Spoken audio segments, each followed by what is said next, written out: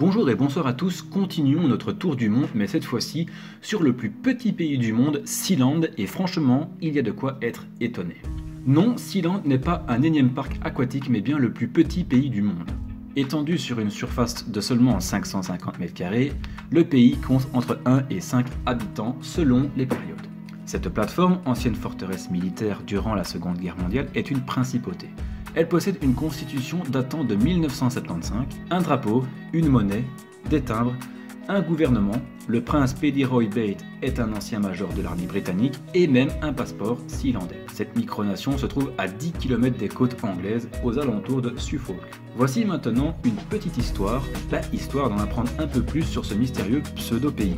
En 1942, durant la Seconde Guerre mondiale, le bateau de la flotte royale anglaise nommé Fort Hugh fut construit au large des côtes anglaises sous l'apparence d'un fort Molesey. Désolé pour mon anglais.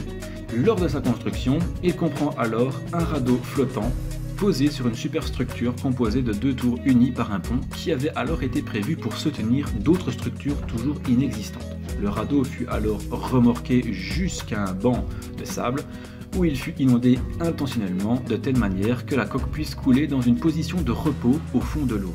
La structure restée visible n'est donc que la superstructure du navire. Cette structure, à laquelle il fut donné le nom de Row Tower, fut occupée en permanence par 150 à 300 membres de la marine royale pendant la Seconde Guerre mondiale. Le but premier de sa construction étant d'abriter une batterie de DCA engagée dans la protection du pays. À l'issue du conflit, tout le personnel de la plateforme, principalement militaire, fut évacué et HMS Fort Hugh fut abandonné à son sort. En 1966, Roy Bate, ancien major de l'armée britannique et vétéran de la Seconde Guerre mondiale, entend parler de cette plateforme située dans les eaux internationales. Après avoir consulté des avocats et des spécialistes du droit maritime, il découvrit que rien apparemment ne s'opposait à la prise de possession de la plateforme. Le 25 décembre 1966, à bord de son bateau de pêche et en compagnie de quelques amis, Bate aborda la plateforme et en prit possession. L'indépendance de la principauté fut proclamée unilatéralement le 2 septembre 1967 par le couple Bate qui s'autoproclame alors souverain du Sealand. Quelque temps plus tard, le gouvernement britannique y envoie quelques unités de marine. Selon quelques sources, les occupants du navire avaient pour but d'expulser Bate de la plateforme, tandis que d'autres, il s'agissait simplement d'une tentative de réparation d'une bouée de navigation voisine de la principauté. Quelles qu'en soient les raisons réelles, à peine entré dans les eaux territoriales, Michael Bate fit tirer sur les intrus quelques tirs de sommation avant qu'il ne se retire.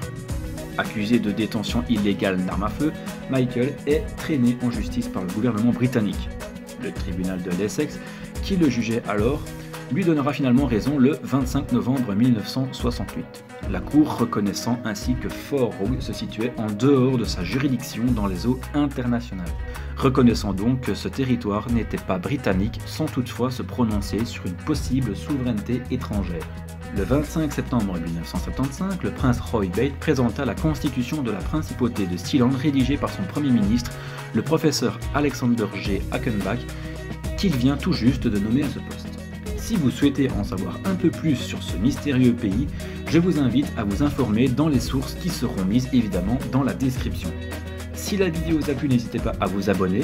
Même si ma chaîne est axée sur le gaming, j'ai encore bien à faire sur ce genre de vidéo. N'hésitez pas à la partager. Moi je vous dis à la prochaine. Ciao tout le monde.